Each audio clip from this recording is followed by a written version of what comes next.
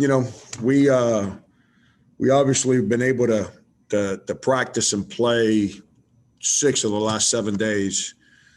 So we were able to make some progress and actually having 10 guys in practice, allows us to work on some things that was hard to work on with 8 and 9 guys in practice. And then at the end of the day, Justin, Jermaine, and AJ, they're the 3 oldest guys on the team right now. 7th is 5th year of college, but 7th's basically in his first year of playing for us right now.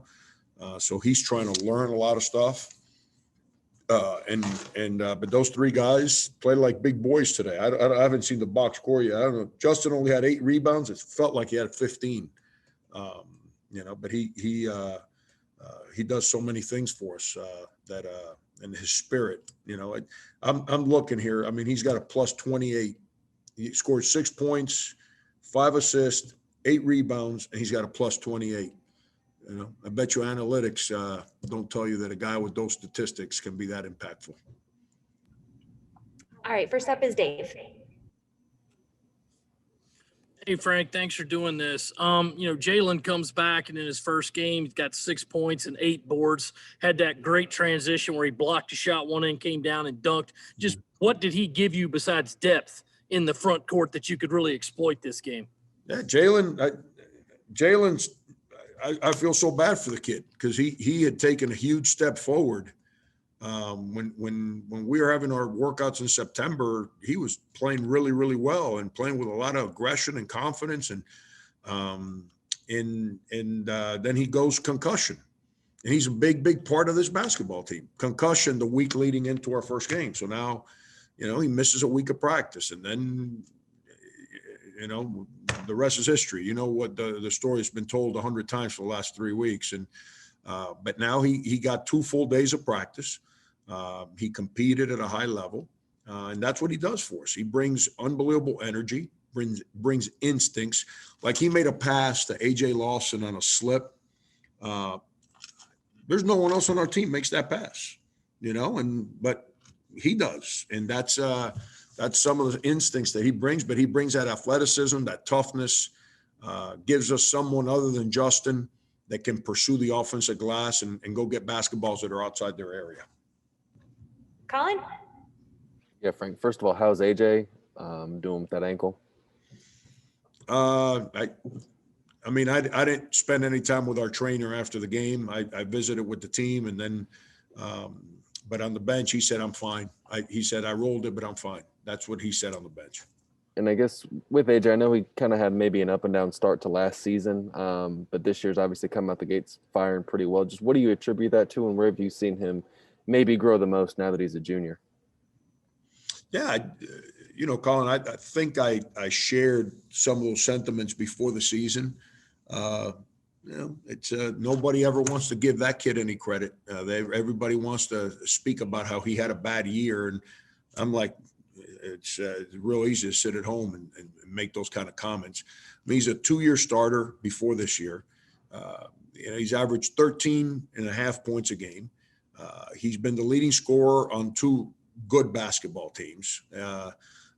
He grew up tremendously, and his freshman year was actually his senior year of high school. Let's hit rewind and let's go through the whole process again. He graduated early in the middle of summer, just all of a sudden made a decision. You know what? I can graduate. Let me graduate. He did. Started college early, and he's older. He's stronger. He's worked on his game. He's working on finishing at the rim. He's defending a lot better. I mean, he's actually he's so long that if he learns how to defend, he can make it really hard for the guy that he's guarding, because of that length. The one thing I got to get him to do better is I need him to rebound a little bit better, because when he gets a rebound, that's the one thing when you got Jermaine and AJ out there, whichever one gets a rebound, we're gone. And we're really fast. So now we guys can take off and run. So, I'm real happy for AJ because he's an unbelievable young man. And I'm happy that he's been playing well so far this year. Dick? Frank, what's your thoughts on finally getting to start conference play tonight and then starting it out on a positive note with a very impressive win? Our guys have been through this, Dick. It's 18 hard games. I mean, we can't take anything from this game and think that it's going to be easier than what it always is. And our guys have been through it. They understand that. The other thing I've shared with our players is we're void of a month of practices and games.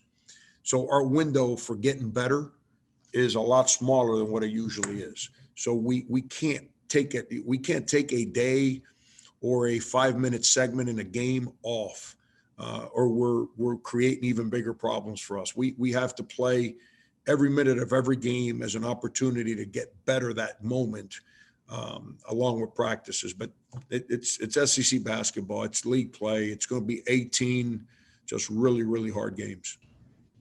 Cam? Hey, Coach. AJ said that you guys were going to talk tomorrow to discuss the events in D.C. today and just everything going on in the nation's capital. I was wondering how you envision that conversation going with the team and how you tried to get them ready for this game today with all the chaos that was happening on TV and on social media. Yeah, we didn't talk about it before the game. Obviously, anyone that lives in this country and saw what happened is going to be bothered by that. Young people probably bothered differently than older people because they're still trying to figure out, a lot of things.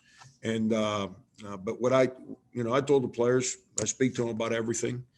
That tomorrow we'll convene and we'll speak about it. And the one thing I did tell those guys tonight is that the reason I'm an American is because my family went through exactly what we saw today on television in 1959. And it's I'm just tired, man. I'm tired of everyone telling each other, how much they hate this, hate that. And I'm tired of the division. I'm tired of all the negativity. I'm tired of leaders. And I'm not talking about race here.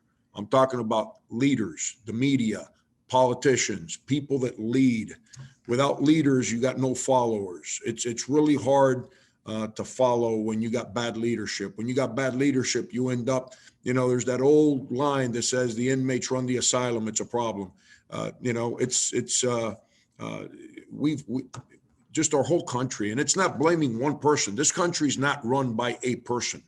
This country's run by a lot of different people. And I'm just tired of the negativity, man. I'm tired. I'm all for positive, man. I'm all for love. I'm all, Buzz Williams, my dear friend, said 4 years ago, we were sitting here in a mutual press conference and he said, I'm tired of people telling us what they're against. I want to hear what you're for. And I think that's such a powerful point, man. It's we're all Americans, man. We're all in the same boat. We got the same issues. We got challenges. We're not perfect, but I'm tired of. Today was just a tipping point, and I've seen it coming for the past year.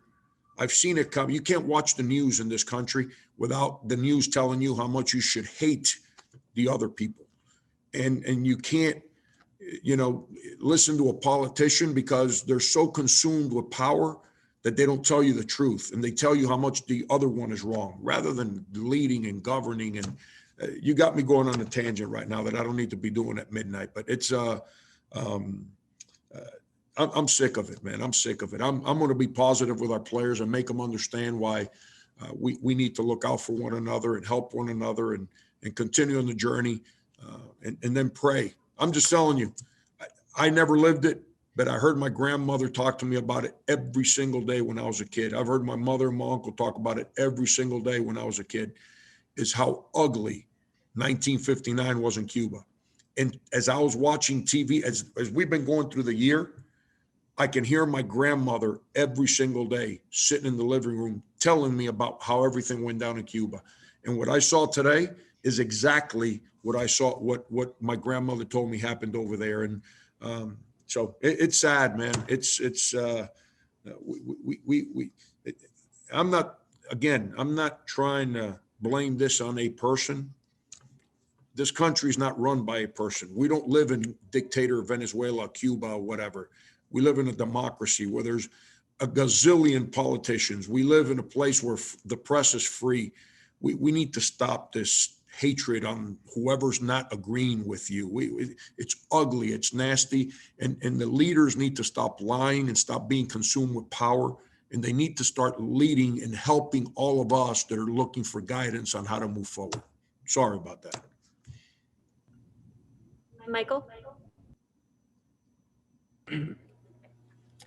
Frank, I mean, you mentioned positivity, and I know you've talked a lot about just the role of sports in building positivity, and you've talked a bit about, you know, your players too and what they've dealt with as far as just the mental hurdles of dealing with this season. And just curious, I mean, what have you seen in your guys now that you have been able to play these last couple of games? Have you noticed a difference in your guys, you know, in terms of their spirit, and just, you know, what do you think it means to them and you guys as a group to be able to, you know, win big like this today after everything you've been through? Yeah, no, we've played real good teams. I mean, the first 3 games we played were 3 really good teams. And unfortunately, we lost the first one. We just didn't play well. First game out of the gate, we didn't play well. Beat a real good Tulsa team, and then went into Houston and we're playing really well. And then we unfortunately came apart at the seams the last, 6-7 minutes of the game.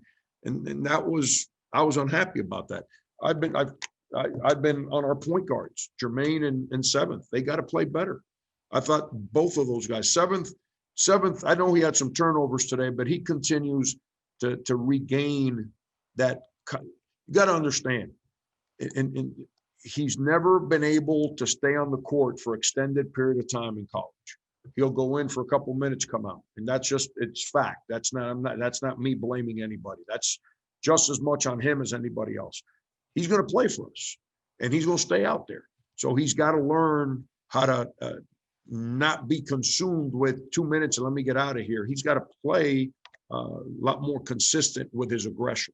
And then Jermaine didn't have a good week of practice leading into our season, and he just didn't play well. And he is the personality of our team. Justin's our spirit. Jermaine's our personality. AJ's the charisma. AJ brings unbelievable charisma every single. And those 3 guys together, when all 3 in the right place, now you connect those positive spirit, the charisma, the spirit, the personality in a positive place, and it gives us a chance to be a good team. And I like these guys early. I liked them when we didn't play well against Liberty, and even though I wasn't happy with the second half of the Houston game, they're good dudes, man. They want to play well. They want to do things the right way. We'll go 3 more questions. John, Phil, and Colin. Go ahead, John. Frankie obviously had Jalen come back today. I saw Nathan was on the sidelines too for warmups. Do you envision any other guys potentially joining the team, in time for Saturday against Ole Miss? You got me trying, and I try real hard not to. I try really hard to not speak unless I'm 100% certain.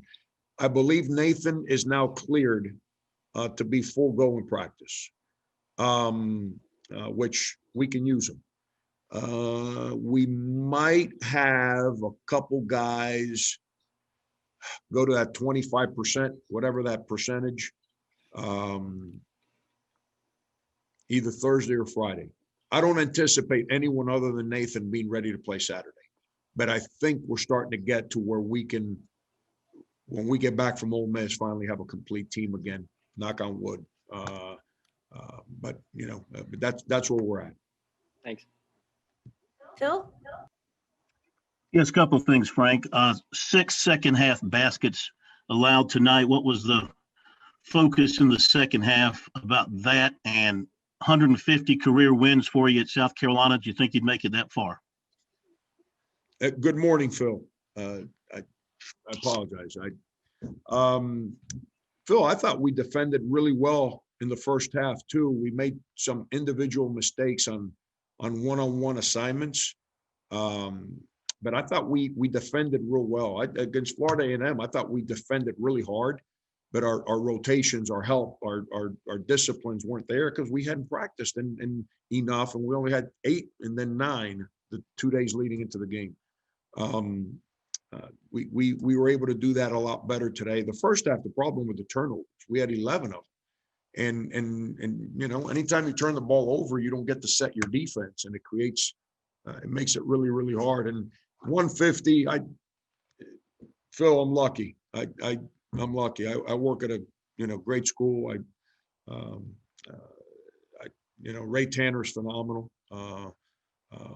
It's just that when you work for people you enjoy being around, you can succeed. We're talking about leadership. All right, let's go to leadership. We just talked about it a minute ago.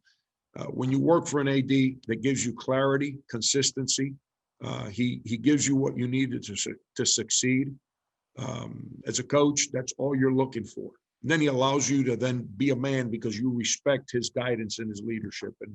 And that's what he does for us here. And so I'm fortunate that I've been at a great place, and that I've been around long enough where we can touch 150. And obviously the assistants, you know, my staff's turned over from when I got here. Most of them for good reasons, one for a bad reason, but most of them for a good reason. And I've got a kind of new, you know, PC retired, and Will came in, and Will's been a great addition, and they recruit the right kind of kids for us. So, you know, our kids do right off the court. Our kids try to do right on the court. And then we just, you know, I wish we could have won a little bit more than what we have to this point, but you know what? Here we go. Let's go figure it out from here to the end of the year. We're going to go one more question to Colin. Frank, I think before the pause, you kind of talked about needing more from your bigs, wanting more consistency there. I guess I think Wilden's had a pretty solid night. Jalen obviously comes back, and Javon played a little bit too. Just where do you feel like you are with that, and what do you feel like Javon's giving you? Not Javon, Wilden's is giving you right now, along with Jalen. Wilden's today, I think I was looking at the box scores. I think we got 20 minutes out of him tonight. I'm not sure. 21. There you 21 minutes. I told you guys the other day, we got to get him up to the 25-minute mark. You know, he gives us a presence at the rim defensively. You know, he was great today, walling up, getting those hands straight up and protecting the rim with his size. Offensively, it's going to come. I mean, he does some good things for us. He had some other opportunities where he didn't convert. It's going to come. At Houston, he just didn't make free throws. But he got himself in a position to get there. Now, when he gets to the line, he's got to make them. He made them the other day. I think he went 2 for 2 today, or 2 for 3. You know, he's got to make his free throws. But, you know, and then now Jalen, having him back, he gives us – I don't know if you guys picked up on it, but when I played Jalen at the center for, I don't know, for a 4 or 5 minute segment there, we were fast. I mean, we were flying with him at the center spot, and Justin and AJ and Jermaine, and we were flying. And so, and now, you know, and then Javon, he's made tremendous progress since we reconvened. It's really, really hard to make the adjustment and understand the speed, the strength, and the aggression you got to play with when you play his game, his matchups. I don't know what happened during this last quarantine session that we were all shut down, but he's been a lot better with those things since we got back. Could you envision Jalen sticking more at the center spot moving forward? Yeah, I'd rather not. But it's what we got as a team right now. And so if he's going to be at the center spot, then we got to do some things differently offensively. You know, it's but that's okay. That's my job. If that's what we got to do to win, that's what we'll do. And then we got to make some offensive adjustments to facilitate things for his talent.